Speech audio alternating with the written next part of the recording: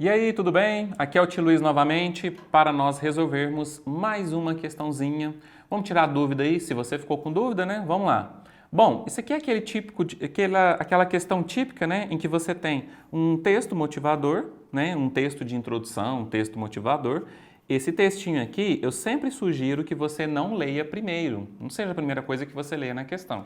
Que você vá lá no comando da questão, porque muitas vezes o comando da questão ele já orienta a sua leitura, correto? O que é algo que a gente tem que evitar?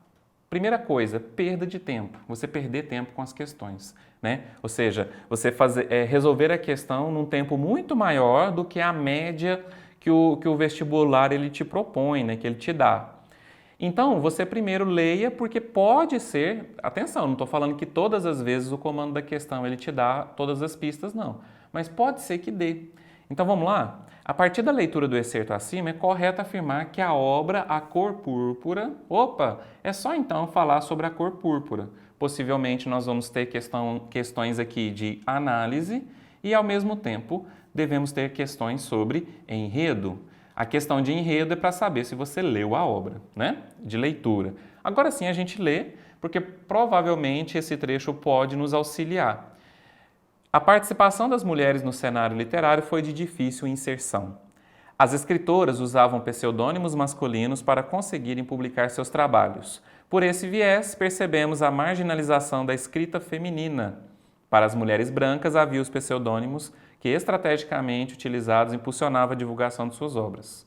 Logo, se refletimos sobre as mulheres negras, é bem certo que necessitariam cada vez mais reafirmar o ideal de luta na busca pela epopeia de desconstrução do padrão classicistas literária. Muito bem, é um texto que vai fazer uma reflexão aqui, né, sobre a literatura de cunho feminino, né, ou seja, escritoras femininas, o quanto que elas são renegadas, como elas são há um preconceito em relação a escritoras femininas, tanto é que cita exemplo aqui que muitas delas usam pseudônimos para que sejam vendidas, né? Então aí a gente percebe um certo preconceito em boa parte da sociedade, uma sociedade muito machista ainda. E aí quando se fala de autoras negras, aí a situação é ainda pior, né? Porque aí são dois tipos de preconceitos que elas enfrentam, tanto o preconceito em relação ao gênero e também o preconceito em relação à cor da pele.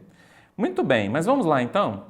Na letra A se diz o seguinte: o romance A Cor Púrpura adapta para a causa do feminismo negro uma composição narrativa tradicional, embora com linguagem oral, uma vez que há somente, olha lá as generalizações que eu já comentei com vocês em outras questões, né? Há somente uma voz narrativa que não se preocupa com adequações linguísticas. Olha só, esse termo aqui, adequações linguísticas, a gente pensa logo que é gramática, que é a escrita de acordo com as regras gramaticais. E não é bem isso, não. Adequações linguísticas pode significar que um personagem, para ele ser mais crível, para ele ser mais verossímil, você tenha que escrever de acordo com o jeito que ele fala na realidade, né? Se ele utiliza muitas gírias, palavrões, né? Ele não usa o vocabulário, ele não usa aquela linguagem que a gente chama linguagem de prestígio social, então isso é uma adequação linguística, você adequou a linguagem àquele personagem. A gente percebe que essa adequação ela existe na Cor Púrpura, né? Houve uma adequação linguística tanto na versão original quanto na tradução para o português brasileiro, né? De como seria a fala de uma personagem que é a Cilly, que pouco fala, né? E que tem um grau de instrução muito pequeno. Ela quase não estudou, ela foi alfabetizada bem às duras penas pela própria irmã, a irmã mais nova, então ela não tem muito domínio da escrita. O que torna essa alternativa incorreta é falar que houve uma composição narrativa tradicional e que há somente uma voz narrativa. Esses dois elementos estão incorretos, certo? Vamos lá. Narrativa tradicional? Não. Essa narrativa epistolar, o jeito como ela é composta, né, dando voz, por exemplo, a uma personagem marginalizada, já faz com que essa narrativa não seja tradicional, ela seja contemporânea, certo? Muito bem. E há somente uma voz narrativa? Não. Nós percebemos duas vozes narrativas ao longo do texto da cor púrpura. A principal é da Cílie. Ela escreve cartas para Deus e a gente, né, intrusos, intrometidos, a gente lê essas cartas dela que ela endereça a Deus. Mas tem uma outra personagem que também narra história, também conta história para a gente por meio de cartas, que é a irmã da Cílie, que é a Nettie, ou Nettie, ou Niti, né? Qual for a pronúncia. Aliás, né, a gente está falando aqui do inglês do sul dos Estados Unidos, eles também, é como se fosse um inglês caipira, né, se a gente for tentar adaptar aqui para a nossa língua, né, para o português e as suas variantes, ok? Então, letra A. Letra A está incorreta. Letra B. Contribui para a luta feminina na literatura. O livro contribui? Contribui. Seja pela autoria explícita de uma mulher, ou seja, se você pegar a capa do livro, está escrito Alice Walker, certo? Seja pelo protagonismo de várias personagens femininas, como Cílie, Shug, Avery, Sofia e Nietzsche, ou Nettie. Muito bem, isso é verdade, né? Contribui para a luta do feminino na literatura. A autora Alice Walker ela é ainda, né, uma ativista, certo? Então, realmente, o livro dela contribui para esse feminismo dentro da literatura, principalmente para o feminismo negro. Então, letra B, muito correta, certo?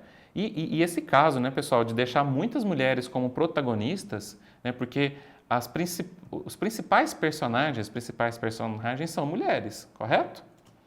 Letra C, expõe a violência dos homens negros. Verdade. Né? Aqui a gente vai lembrar, por exemplo, do Sr. Albert, né? E do Alfonso.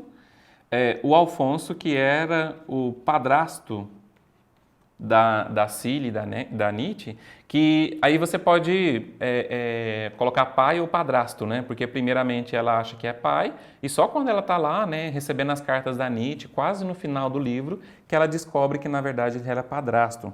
Então, a violência desses homens negros é exposta aqui, né? Primeiro, a Cília, ela sofre violência tanto física quanto sexual de Alfonso e depois do seu esposo Albert. Justificadas, e aqui fala assim, expõe essa violência justificadas pela exclusão social e preconceito racial. Opa, peraí.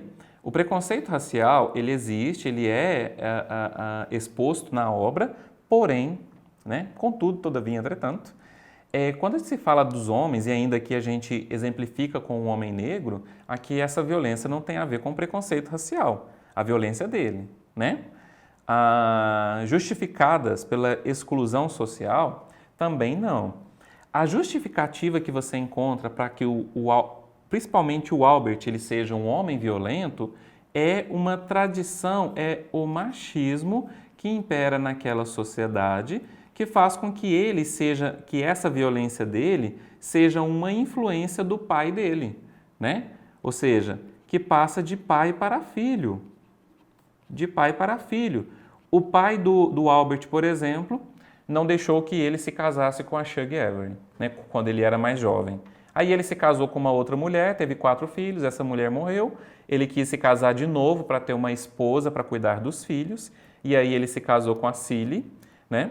E aí a gente percebe ao longo do livro, né, da obra, que o pai do Albert, ele foi esse homem, carrasco, né? Ele era o patriarca, ele que mandava na família e por aí, e pronto. O Albert, ele se torna esse homem também do mesmo jeito. E aí tem o Harpo que é filho do Albert, que quer fazer a mesma coisa, que quer bater, por exemplo, na mulher, que ele quer que a mulher o obedeça, né? Que ele quer que a mulher dele, a Sofia, obedeça a ele, assim como a Cília obedece o Albert, certo? Então, dessa forma, a gente percebe que não, né? Que aqui existe um certo exagero na letra C. E ainda fala que a obra é encerrada com uma espécie de perdão ao personagem.